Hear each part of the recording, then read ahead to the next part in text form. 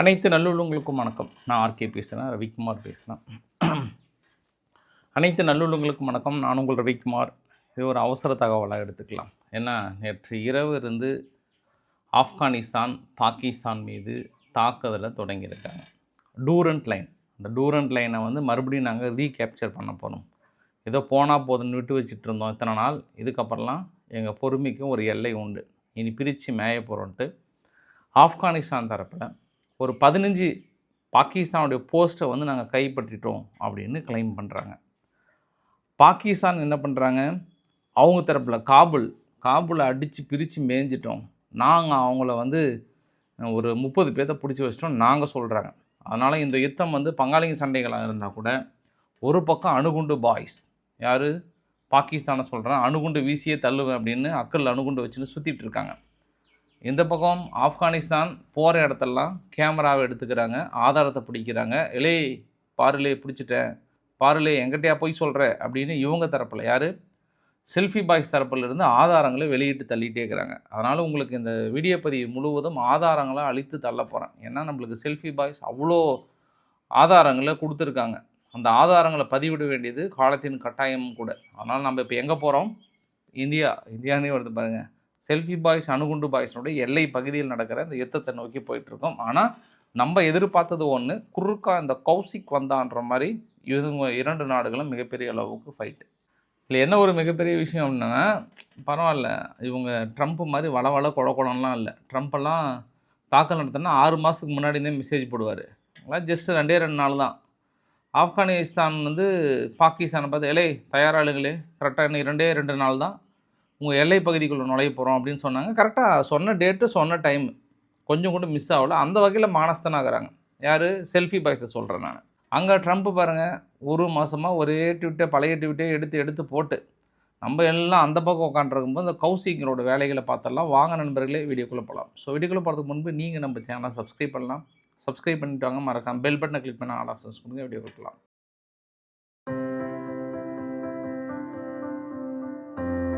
நான் ஏன் இவங்களை செல்ஃபி பாய்ஸ்னு சொல்கிறேன் அப்படின்னா, வீடியோ பதிவுகள் அவ்வளோ கொட்டி கிடக்குது. நீங்களே பாருங்கள்.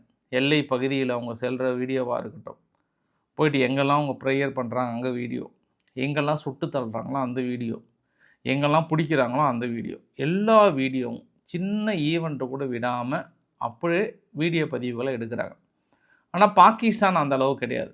அவங்க அந்த அளவுக்குலாம் வீடியோ எடுக்கிறதில்ல. இது ஒரு சில வீடியோ மட்டும் தான் அவங்களே எடுத்து வச்சுருக்காங்க. சரி, இந்த தாக்குதல் எதற்காக, ஏன் திடீர்னு நல்லா தானே கோட்டசாமிங்க நல்லா சந்தோஷமாக ஆனந்தம்பிங்களாக இருந்தாங்களான்னா இல்லை, கொஞ்சம் பிரச்சனையில் தான் இருந்தாங்க. பிப்ரவரி 22 பாகிஸ்தான் ஆப்கானிஸ்தானுடைய எல்லை பகுதியில் குறி வைத்து தாக்கல் நடத்துகிறாங்க. அந்த தாக்குதலில் பாகிஸ்தான் ஆல்மோஸ்ட் ஒரு 80 ஆப்கானிஸ்தானுடைய தெகரிக்கே தாலிபன்கள் தங்கியிருந்த இடத்த கண்டுபிடிச்சி அழிச்சிட்டோம், பிரித்து மேய்ஞ்சிட்டோம் அப்படின்னு சொன்னது. அதனால் வெற்றி மாபெரும் வெற்றி அப்படின்னு பாகிஸ்தான் தரப்பில் கிளைம் பண்ணாங்க, கேக்கே ஊட்டிக்கிட்டாங்க. பட் இவங்க செல்ஃபி பாய்ஸ் என்ன சொல்லிட்டாங்கன்னா, இளைய தம்பி அது நீங்கள் அடித்தது அப்பாவி பொதுமக்கள், எதிர்கால கனவுகளோடு எதிர்கால சிந்தனைகளோடு உறங்கி கொண்டிருந்த என் மக்களை தாக்குதல் நடத்தி விட்டீர்களே அப்படின்னு இவங்க கிளைம் பண்ணுறாங்க. வீடியோவும் வெளியிட்டாங்க. அப்போ இறந்தது பார்த்தோம் அப்படின்னா 13 18 சிவிலியன்ஸ், அப்பாவி பொதுமக்கள், எதிர்கால சிந்தனையோடு உறங்கி கொண்டிருந்த பொதுமக்கள் இறந்து விட்டார்கள். உடனே இந்த பக்கம் சரியான கோவம், எப்போ நீ எங்கள் பொதுமக்களை அடிச்சிட்டியோ, அது எல்லை தாண்டி நீ அடிச்சிட்டியோ அப்பயே உங்களை அடிக்க போகிறேன் அப்படின்னாங்க. இது 22 நடந்தது. இன்றைக்கி டேட் என்ன, 27. மறுபடியும் 23 24 பாகிஸ்தான் ஆப்கானிஸ்தானோட எல்லை பகுதியில் ஊடுருவ முயற்சி செய்கிறாங்கன்னு சொல்லிட்டு மறுபடியும் சரியான தாக்கம் நடத்தினாங்க. அப்போ இவங்க தரப்பில் யார், அணுகுண்டு பாய்ஸ், அக்கல் அணுகுண்டு வச்சுன்னு சுற்றுறாங்க இல்லையா பாகிஸ்தான், இவங்க என்ன கிளைம் பண்ணாங்கன்னா, மறுபடியும் ஒரு 25 பேர்த்த பிரித்து மேய்ஞ்சிட்டோம், சுட்டு தள்ளிட்டோம் அப்படின்றாங்க. சரி, உடனே ஆப்கானிஸ்தான் என்ன சொன்னாங்கன்னா, வரலே உங்களை இந்த டேட் இந்த டைம் கரெக்டாக 26 நைட் நாங்கள் வருவோம்னு சொன்னாங்க. கரெக்டாக அந்த டைம் டேட்டு கரெக்டாக மிஸ்ஸே பண்ணல, எல்லை பகுதியில் நின்றுட்டாங்க. லார்ஜ் ஸ்கேல் ஆஃப் ஆப்ரேஷன், ஒரு பெரிய ஒரு ஆப்ரேஷனை கையில் எடுத்திருக்காங்க ஆப்கானிஸ்தான்.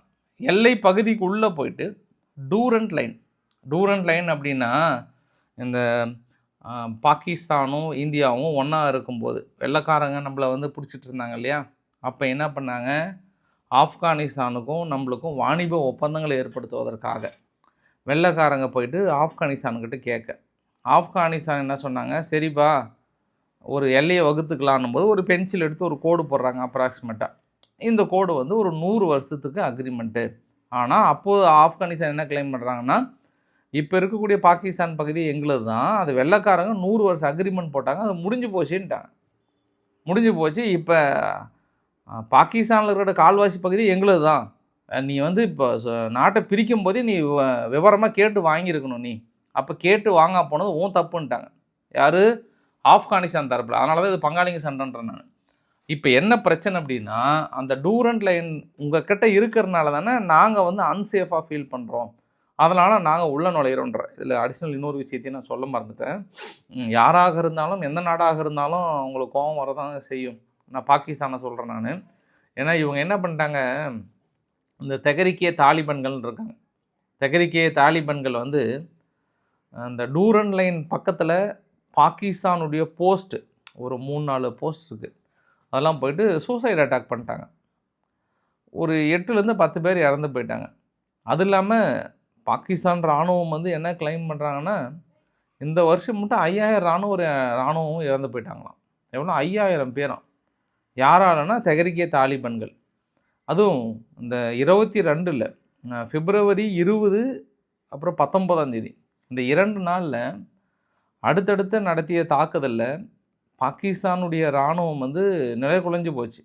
ஒரு 20லேருந்து 25 பேர் பக்கம் இறந்து போயிருப்பாங்க.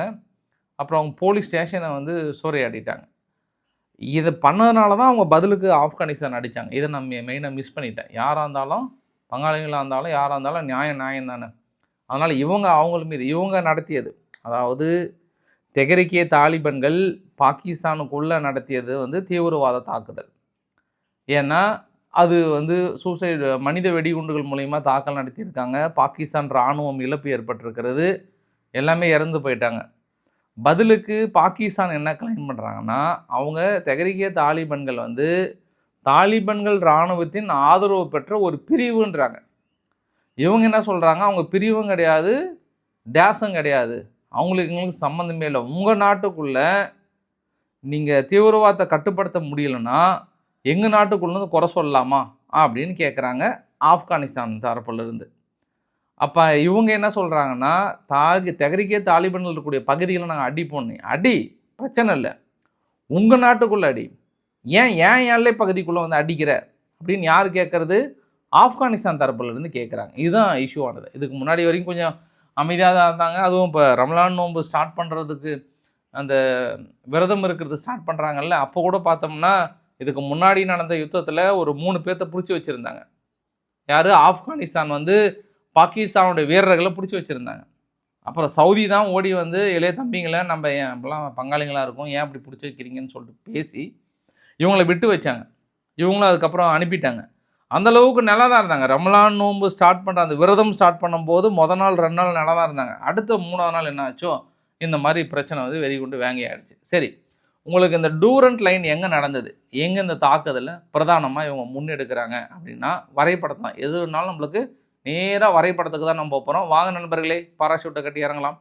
இந்த இடம் இருக்குது பாருங்கள், மேலே இருக்கக்கூடிய பேரிகோட் அப்படின்ற ஒரு பகுதியிலிருந்து தார் பாபான்னு சொல்லிட்டு கீழே வரைக்கும் இருக்கு இல்லையா, இந்த பகுதியை தாக்கல் நடத்துகிறாங்க. ஆனால் இதில் நோட் பண்ணிக்கோங்க, இந்த மஞ்சள் கலர் லைன் இருக்குது பார்த்தியா, கீழே இருந்து மேலே வரைக்கும் தான், இதுதான் டூரண்ட் லைன் அப்படின்றாங்க.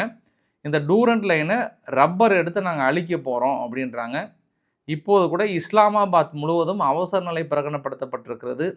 இவங்க பதிலுக்கு என்ன பண்ணியிருக்காங்க, பாகிஸ்தான் அந்த காபூல் இருக்குது பாருங்க, அங்கே வந்து விமானத்தின் மூலமா ஒரு தாக்கல் நிகழ்த்தியிருக்காங்க.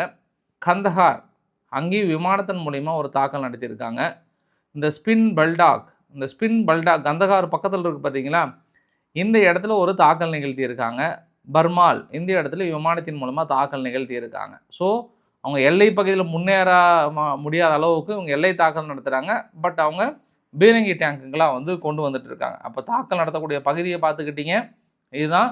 ஆனால் வைட் ரேஞ்சாக இன்னும் அவங்க இன்னும் கொஞ்ச நாள் கழித்து கீழே நுழைய போகிறாங்க. சப்போஸ் கீழே நுழைஞ்சிட்டாங்க அப்படின்னாங்கன்னா ஏற்கனவே அங்கே வந்து பலுஜிஸ்தான் லிபரேஷன் வந்து காத்துட்ருக்காங்க, வாங்க தலைவா அப்படின்ட்டு. அந்த இடத்துல பாகிஸ்தான் ராணுவம் கொஞ்சம் பலவீனமாக இருக்குது பிஎல் இருக்கக்கூடிய பகுதியில். அவங்க இந்த சந்தர்ப்பத்தை பயன்படுத்துவதற்கு நிறைய வாய்ப்புகள் இருக்குது. சரி, நான் உங்களுக்கு வீடியோ பதிவுகள் காட்ட விரும்புகிறேன். நான் நிறைய வீடியோ பதிவுகள் பக்கத்தில் நீங்கள் பார்த்துருந்தீங்கன்னா கூட, இது வந்து காபூலில் நடத்தின பதிவை பாகிஸ்தான் ராணுவம் வந்து வெளியிட்டிருந்தாங்க. இந்த மாதிரி நாங்கள் காபூலில் அடிச்சிட்டோம், ஆல்மோஸ்ட் வந்து அங்கே இருந்து ஒரு 60 பேர் மேலே இறந்து போயிருப்பாங்க, பிரித்து மேய்ஞ்சிட்டோம் அப்படின்னு இவங்க தரப்பில் சொல்கிறாங்க. இவங்க இப்போ ஆப்கானிஸ்தான் தரப்பில் என்ன சொல்லிட்டாங்கன்னா, எங்களுடைய டிஃபென்ஸ் ஃபோர்ஸ் வந்து பெரிய அளவுக்கு உள்ளே முன்னேறிட்டுருக்கு அப்படின்னு சொல்லிட்டு ஒரு வார்த்தை சொல்கிறாங்க. நேற்றே அவங்க சொன்னாங்க, ஆப்கானிஸ்தானுடைய ஸ்போக் பர்சன் வந்து சொல்கிறார், அவங்க வேணால் அக்கில் அணுகுண்டு வச்சுன்னு சுற்றலாம், இல்லை லாங் ரேஞ்ச் பாலிஸ்டிக் மிசைல்ஸ் வச்சுருக்கலாம், ஆனால் எங்ககிட்ட அதை விட பவர்ஃபுல் ஆயுதம் இருக்குது, மனித வெடிகுண்டு. மனித வெடிகுண்டு போட்டோம்னா பிரித்து மேய்ஞ்சிடுவோம் அப்படின்னு இவங்க சொல்கிறாங்க. யார்? ஆப்கானிஸ்தான் தரப்பில். நீங்கள் முடிவு பண்ணிக்கோங்கன்றாங்க. அக்கில் அணுகுண்டு வச்சுன்னு சுற்றிட்டு இருந்தால் அது அவங்களுக்கு தான் பிரச்சனை, எங்களுக்கு பிரச்சனை கிடையாது, அது போடலாம் முடியாது. ஆனால் எங்கள் ஆளுங்க அப்படி இல்லை, உள்ள நோண்டு அடிச்சோன்னா காலி ஆகிடுவாங்கன்ற மாதிரி இவங்க தரப்பில். இப்போ அவங்க சொல்கிறதே இப்போ அதுதான். அதனால தான் எல்லை பகுதி அடுத்தடுத்து உள்ள நோக்கி போகிறது எல்லாமே இது பெரிய இஷ்யூவாக பார்க்குறாங்க பாகிஸ்தான் தரப்பில். இன்னொரு விஷயம் பார்த்தோம்னா, இந்த ஸ்பின் போல்டாக்ன்ற பகுதியை நோட் பண்ணுங்கன்னு சொன்ன வரைபடத்தில், அந்த பகுதியில் அங்கே பக்கத்தில் ஒரு மசூதி இருக்குது. அந்த மசூதியில் வந்து ப்ரேயர் ஸ்டார்ட் பண்ணிவிட்டு பக்கமே தான், பாகிஸ்தானுடைய எல்லை பகுதி பக்கமே தான். அங்கேருந்து வீரர்கள் கிளம்புறதுக்கு முன்பு ஒரு வீடியோ பதிவு வெளியிடுறாங்க. நண்பர்களே, நான் இது மாதிரி தாக்கம் நடத்த போகிறேன் நண்பர்களே, என்னை வந்து ஆசீர்வாதம் பண்ணுங்கள், இனி பாகிஸ்தானை வந்து பிரித்து மேய போகிறேன் நண்பர்களே அப்படின்னு அங்கேருந்து ஒரு வீடியோவை எடுத்து அந்த வீடியோ வந்து வெளியிடுறாங்க.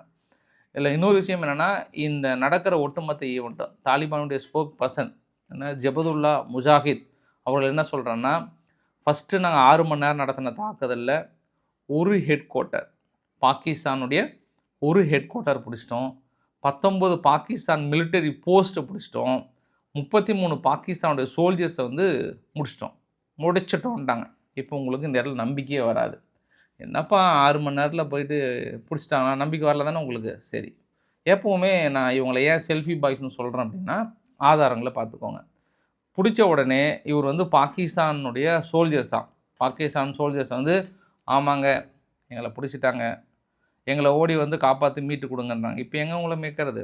அதனால் அவர் வந்து ரொம்ப வேதனையான பதிவாக வெளியிட்டிருந்தாங்க. அதுக்கான ஆதாரத்தையும் வெளியிட்டாங்க. ஆதார நம்பர் 1. ஆதார நம்பர் 2, பாகிஸ்தான் பயன்படுத்திய அந்த வாக்கி டாக்கி இருக்குல்ல, அந்த வாக்கி டாக்கியில் அந்த ரெக்கார்டே வெளியிடுறாங்க. எங்கள் எல்லை பகுதியில் தாக்கல் நடத்துகிறாங்க, ஓடிவாங்க, ஒரு சில பகுதியெலாம் கேப்சர் பண்ணிட்டாங்க, நான் விட்டுட்டு ஓட வேண்டிய நிலைமையாக இருக்குது, என் பேண்ட்டு இல்லை, அந்த மாதிரியெல்லாம் யார் கத்துறாங்க? அணுகுண்டு பாய்ஸ் வந்து கத்திட்டு இருக்காங்க. அதையும் வெளியிடுறாங்க. அதாவது அந்த கத்தனை வீடியோ பதிவு. ஆதார நம்பர் 3, பாகிஸ்தானுடைய ஒரு ஹெட் குவார்ட்டர் அடித்த அடியில் அந்த ஹெட் குவார்ட்டருக்குள்ளார நிறைய அமெரிக்கன் டாலர் இருந்ததாகவும், நிறைய நார்கோட்டிக்ஸ்னால் போதை மருந்துகள் இங்கே வந்து ஷிப் பண்ணுறதுக்கு போதை மாத்திரைகள் மாதிரிலாம் இருக்குல்ல, அதெல்லாம் இருந்ததாகவும், அதை எங்கள் கண்ட்ரோலுக்குள்ளே வந்தால் அதையும் வீடியோ பதிவை வெளியிடுறாங்க. யார்? இந்த செல்ஃபி பாய்ஸ். எல்லாமே என்ன, எங்களுக்கு ஆதாரம் வேணும்பா, சும்மா நான் சொன்ன மாதிரி அப்படியே வாயிலேயே சொல்லிட்டுனாலும் போக மாட்டோம், எல்லாமே ஆதாரத்தை வச்சுக்கோங்க தம்பிகளா அப்படின்றாங்க இவங்க தரப்பில். அவங்க பாகிஸ்தான் தரப்புலையும் ஒரு ஆதாரத்தை கொடுத்தாங்க. கிட்டத்தட்ட ஒரு 15 to 20 சோல்ஜர்ஸ் சுட்டுட்டோன்னு சொல்லிட்டு அந்த சோல்ஜர்ஸ் மேலே நின்று வீடியோ பதிவை வெளியிட்டிருக்காங்க. பாகிஸ்தான் தரப்புலையும் வெளியிட்டிருக்காங்க. பட் அது வெளியிட முடியாத சூழ்நிலை, ஏன்னா ஃபுல்லாக செதஞ்ச நிலையில் இருக்கிறதுனால நம்மளால் வெளியிட முடியாது அந்த வீடியோ பதிவை. ஆனால் அவங்களும் அதுக்கு பதிலுக்கு வெளியிட்டாங்க. அப்போ எங்களுக்கிட்டே ஆதாரம் இருக்குன்றாங்க. அப்போ நம்ம என்ன தெரிஞ்சுக்கலாம்னா, 2 தரப்புலேயே வந்து இறப்புகள் வந்து பெரிய அளவுக்கு இருக்குதுன்னு நம்ம தெரிஞ்சுக்கலாம். போட் ஆப்கானிஸ்தான் தரப்புலையும் பாகிஸ்தான் தரப்புலையும். பாகிஸ்தானில் கொஞ்சம் பாசிட்டிவாக இருக்கும், ஏன்னா இவங்ககிட்ட போர் விமானங்கள் இருக்குது, பாலிஸ்டிக் ஏவுகணைகள் இருக்குது, எந்தெந்த பகுதியில் வராங்கன்றது ஈஸியாக கண்டுபிடிச்சி அடிக்கலாம். ஏன்னா அவங்க ஆர்வ கோளாறாகிறாங்க. செல்ஃபி பாய்ஸ் வந்து வரதுக்கு முன்னே எந்த ஏரியாவில் இருக்கிறோம், எந்த லொக்கேஷனில் இருக்கோம்லாம் கிளீனாக போடுறாங்க. இவங்க அதை கொஞ்சம் நோட் பண்ணாவே போதும். பட் அந்தளவுக்கு நோட் பண்ணி அடிக்கிறாங்களான்னு தெரியலையே பாகிஸ்தான் தரப்பில் இருந்து. ஏன்னா அவங்களுடைய இராணுவ ஜென்ரல் மாதிரி ஒரு பொறுப்பில் இருக்கார். அவர் பேர் வந்து குவாரி முகமது ஃபராத். அவர் என்ன சொல்கிறாருன்னா, ஆல்மோஸ்ட் எங்கள் வீரர்கள் உள்ளே நுழைஞ்சிட்டாங்க, இந்த பதில் தாக்குதல் என்பது பாடங்களை கற்பிக்க வேண்டிய நேரம் வந்து விட்டது, இந்த பாடங்களுக்கான நேரம் நெருங்கி விட்டதுன்னெலாம் பயங்கரமாக ரொம்ப நேரம் பேசிட்டு கடைசியில் ஒரு வார்த்தை சொல்கிறாரு, இந்த முறை டூரண்ட் லைனை நாங்கள் கைப்பற்றாமல் விடவே மாட்டோம் அப்படின்னு சொல்லிட்டாங்க. ஸோ தொடர்ந்து எல்லை பகுதிக்குள்ளே நுழைஞ்சிட்டே இருக்கிறாங்க. பட் இந்த சூழ்நிலையை நம்ம எப்படி கம்பேர் பண்ணலாம் அப்படின்னாங்கன்னா, ஏற்கனவே பாகிஸ்தானுக்குள்ளே பல பிரிவு வந்து பெரிய அளவுக்கு காத்துட்ருக்கு. ஒரு பக்கம் பிஎல்ஏ வந்து காத்துட்ருக்கு, இன்னொரு பக்கம் தெஹ்ரிகே தாலிபன்கள் வந்து காத்துட்ருக்காங்க. இந்த சூழ்நிலையில் திடீர்னு பாகிஸ்தான் இராணுவம் உள்ள நுழையும் போது, ஆப்கானிஸ்தான் இராணுவம் உள்ள நுழையும் போது, பாகிஸ்தான் இங்கே கான்சன்ட்ரேட் பண்ணும்போது இனி பிஎல்ஏவுக்கும் தெஹ்ரிகே தாலிபன்களுக்கும் ஒரே கொண்டாட்டமாக இருக்குது. இன்றைக்கி காலையில் அதிகாலை 5 மணிக்கு பாகிஸ்தானுடைய கராச்சி இருக்குல்ல, கராச்சியில் ஒரு மிகப்பெரிய ஒரு குண்டு வெடிப்புங்க. ஏன்னா இராணுவம்லாம் அலர்ட் ஆகும்போது ஒரு குண்டு வெடிப்பு சொல்கிறாங்க. சரி, இப்போ இவங்க தரப்பில் கிளைம், யார் செல்ஃபி பாய்ஸ் தரப்பில் கிளைமு, அணுகுண்டு பாய்ஸ் தரப்பில் என்ன கிளைம் பண்ணாங்க, அது ரொம்ப முக்கியம். ஏன்னா இவங்க பட்டாளத்தங்காரங்கன்னாவே வந்து அவ்வளோ சீக்கிரம் உண்மை பேச மாட்டாங்க. அது எல்லா நாட்டு இராணுவமும் அது வந்து விதிவிலக்கெல்லாம் இல்லை. அது எந்த நாட்டு இராணுவமாக இருந்தாலும் நான் சொல்கிறேன். நான் ஃபஸ்ட்டு கொஞ்சம் சேர்த்தி தான் சொல்லுவாங்க. அதனால் இவங்க என்ன சொல்கிறாங்க அப்படின்னா, நீங்களே அந்த போஸ்ட்டை பாருங்கள். ஆப்கானிஸ்தானுடைய அட்டாக்கை, அதாவது ஏற்றுக்கொள்ள முடியாத அட்டாக்கை பாகிஸ்தான் கவுண்டர் அட்டாக் பண்ணிகிட்டு இருக்கோம். செவரல் பகுதியில் வந்து நாங்கள் தொடர்ந்து கண்டக்ட் பண்ணி தாக்கல் நடத்திட்டு இருக்கோம். டோட்டலாக எவ்வளோ கிளைம் பண்ணுறாங்க அப்படின்னா, 72 ஆப்கானுடைய தாலிபன்கள் வந்து முடிச்சிட்டோம், பிரித்து மேய்ஞ்சிட்டோம். அவ்வளோதான், அவங்க இல்லை, இந்த பூ உலகில் இல்லை. அவங்க 120 பேர் இன்ஜூர்ட் ஆகிட்டு படுத்த படுக்கையாகிட்டாங்க. 16 தாலிபன் போஸ்ட்டை வந்து கம்ப்ளீட்டாக டெஸ்ட்ராய் பண்ணிட்டோம். இனி அவங்க இந்த இடத்துல தேடினா கூட கிடைக்காது. 7 ஆப்கானுடைய தாலிபன் போஸ்ட்டு பிடிச்சிட்டோம். லார்ஜ் அமோனியேஷன் டெபாசிட், அதாவது ஆயுதங்கள் வைத்திருந்த பகுதி, அந்த ஹெட் குவார்ட்டர்ஸ், ஆப்கான் தாலிபானுடைய செக்டருடைய ஹெட் குவார்ட்டர்ஸ் கம்ப்ளீட்டாக அழிச்சிட்டு இன்னும் ஆயுதங்களை அவங்க தேடுற வேலை வந்துடும். இது வரைக்கும் 36 டேங்க்கு, அப்புறம் ஆர்டிலரி கன்னு, இது எல்லாத்தையும் கம்ப்ளீட்டாக அழிச்சிட்டோம். அவங்ககிட்ட இனிமேல் டேங்கே இருக்காது. இதுக்கப்புறம் பாகிஸ்தான் வந்து இமீடியட்டாக இந்த விஷயம் வந்து ரெசால்வ் பண்ண போகிறோம், பட் ரெக்ரெசிவாக அட்டாக் பண்ண போகிறோன்றாங்க. இது யார் தரப்பில் கொடுத்தது? பாகிஸ்தான் தரப்பில் கொடுத்தது. அப்போ பாகிஸ்தான் தரப்பில் சொல்கிறது பார்த்தா கிட்டத்தட்ட இவங்க காபூலே பிடிச்சிட்டாங்க, அவ்வளோதான், இப்போ ஆப்கானிஸ்தான் மண்டிட்டு எங்களை மன்னிச்சிருங்க அப்படின்னு கேட்குற மாதிரி தான் அறிக்கை கொடுத்துருக்காங்க பாகிஸ்தான் தரப்பிலிருந்து. ஆல்மோஸ்ட் பிடிச்சிட்டாங்க. இப்போ இன்னும் 16-17 போஸ்ட் மேலே பிடிச்சிட்டாங்க, எல்லாமே நுழைஞ்சிட்டாங்க. அவங்களோட ஆயுத டெபாசிட்டே அழிச்சிட்டோன்ட்டாங்க. இராணுவ டேங்க் வலிசையாக வந்தது அதையும் அழிச்சிட்டோன்ட்டாங்க. இவங்க இப்படி கிளைம் பண்ணுறாங்க. அவங்க என்ன கிளைம் பண்ணுறாங்கன்னா, நுழைஞ்சிட்டோம், உள்ளே நுழைஞ்சிட்டோம், டூரண்ட் லைனை தாண்டி அந்த பக்கம் போயிட்டுருக்கோம், இஸ்லாமாபாத்தை நோக்கி போயிட்டுருக்கிறோம், டாட்டா அப்படின்னு அவங்க தரப்பில் சொல்லிகிட்டு இருக்காங்க. அதனால் நம்மளுக்கு இன்னும் ஒரு 3 மணி நேரத்துக்கு மேலே ரொம்ப ஒரு தெளிவான விளக்கங்கள் கிடைத்துவிடும். யார் யார் எங்கே போயிருக்காங்க, நிஜமாகவே போனாங்களா, வெற்று அறிக்கைகள் கொடுக்குறாங்களா அப்படின்றத பார்க்கலாம். எதுவாக இருந்தாலும் செல்ஃபி பாய்ஸ் நம்மளுக்கு ஒரு சில ஆதாரங்களை கொடுக்குறாங்க. பட் பாகிஸ்தான் அது மாதிரி ஆதாரங்களை கொடுத்தாங்கன்னா கொஞ்சம் க்ஷேமமாக இருக்கும்னு எதிர்பார்க்குறேன். ஆனால் பாகிஸ்தான் என்ன கிளைம் பண்ணுறாங்கன்னா, பாகிஸ்தானுடைய ஊடகங்கள் எல்லாமே என்ன கிளைம் பண்ணுறாங்கன்னா, இதற்கு முழுக்க காரணம் இந்தியா தான். அமைதியாக நாங்கள் சொல்கிற பேச்சை கேட்டுக்கிட்டு ஆமாம் ஆமான்னு தலையாட்டிட்டு உக்காண்டிருந்த தாலிபன்கள், நாங்கள் பார்த்து வளர்த்தி விட்ட பசங்க, அலே அங்கே பாருலே வெள்ளைக்காக்கா மேலே சிவப்பு பெயிண்ட் அடித்து பறந்துட்டுருக்குன்னா ஆமாம் ஆமான்னு சொன்ன தாலிபன்கள் இன்றைக்கி எங்களை எதிர்த்து அடிக்கிறாங்கன்னா இந்தியா கொடுத்த ஊக்கம்தான். இந்தியா பேச்சை கேட்டு தான் இந்த அளவுக்கு அடிக்கிறாங்கன்றாங்க. அது லாஸ்ட் டிசம்பர் 2025 பாகிஸ்தான் எடுத்து பாருங்கள். இங்கே செல்ஃபி பாய்ஸ்னுடைய வெளியுறவுத்துறை செயலர் வந்து இங்கே இந்தியாவுக்கு வந்திருந்தார்.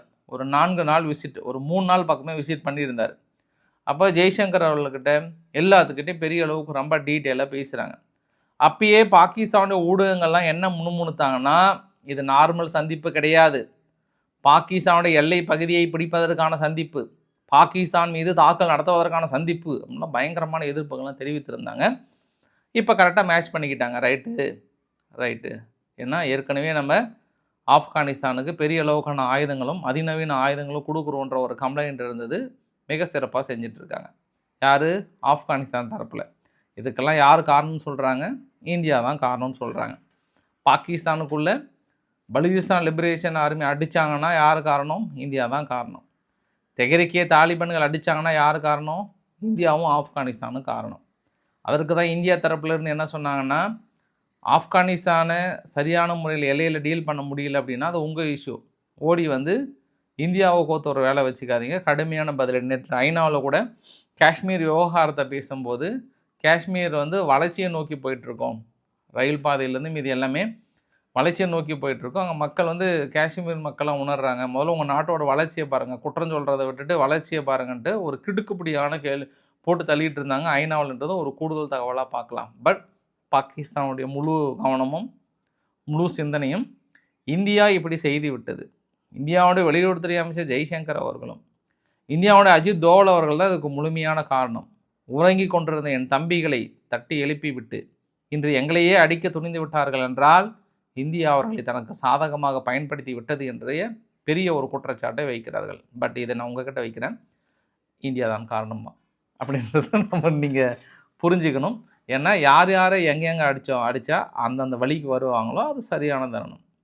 இப்போது நிலைமைக்கு பாகிஸ்தான் ஆட்டத்தை அடக்க வேண்டும் என்றால் இது சிறந்த வழியாக நம்ம பார்க்கலாம். இல்லைன்னா அணுகுண்டு பாய்ஸ் நினச்சி பாருங்கள். இப்போ அந்த கேள்வி என்னென்னா, சவுதி அரேபியா ஓடி வந்து ஆப்கானிஸ்தான் மீது தாக்கல் நடத்துவாங்களா? இந்தியாவை தவிர பாகிஸ்தான் மீது யார் தாக்கல் நடத்தினாலும் அது சவுதி மீது நடத்தப்பட்ட தாக்குதலாக கருதி நாங்கள் முழுமையாக பாகிஸ்தானுக்கு ஆதரவாக நிற்போம் என்று கூறினார்களே, அவர்கள் ஒரு ஓடி வருவார்களா? துருக்கி அதிபர் எரடகன் அவர்கள் எந்த நேரத்துலையும் நாங்கள் அக்ரிமெண்ட் பட போகிறோம், எங்கள் அடித்தா பாகிஸ்தான் அடித்த மாதிரி பாகிஸ்தானுக்கு முழு உதவிகள் கொடுக்கப்படும் என்று பயங்கரமாக அனௌன்ஸ் பண்ணாங்களே, அவங்க ஓடி வருவார்களா? இது எல்லாமே பொறுத்து இருந்து பார்க்கலாம். ஆனால் கத்தார் நீ காலையிலே ஃபோன் பண்ணிட்டார், தம்பிங்களா தம்பிங்களா என்னப்பா உங்களுக்கு சண்டை, பங்காளிங்களா வாங்க ரம்லான் நோம்பு அதுவுமா நீங்கள் சண்டை போடலாமா சொல்லுங்கள் அப்படின்னு காலையிலே சமாதான அலையை வீசிட்டார். பட் அவர் அங்கே பிஸியாகிறார். அங்கே எந்த நேரத்துலையும் கொஞ்சம் ஏமாந்தால் அமெரிக்காவும் ஈரானும் தாக்கல் நடத்துறதுக்கு பதற்றமாக இருக்குது. அதனால் மனுஷன் அங்கே பிஸியாக இருக்கிற எந்த நேரத்தில் இவர் இங்கே ரொம்ப பிரச்சனையாக இருக்குது. முடிஞ்சால் அடுத்தடுத்த அப்டேட் உங்களுக்கு வெளியிடுறேன். ரவிக்குமார் ஆர்கே சேனல்லையே மாற்றி மாற்றி வெளியிடுவேன். கொஞ்சம் அட்ஜஸ்ட் பண்ணி ஃபாலோ பண்ணுங்கள். ஏன்னா ஒரே சேனல் வெளியிட்டால் டம்ப் ஆயிடுது, அதுதான் பிரச்சனையாக இருக்குது. ஸோ பிடிச்சிருந்தால் லைக் பண்ணுங்கள், உங்கள் ஃப்ரெண்ட்ஸுக்கு ஷேர் பண்ணுங்கள், சப்ஸ்கிரைப் பண்ணுங்கள். ரவிக்குமார் சோமு சேனல். நன்றி, வணக்கம்.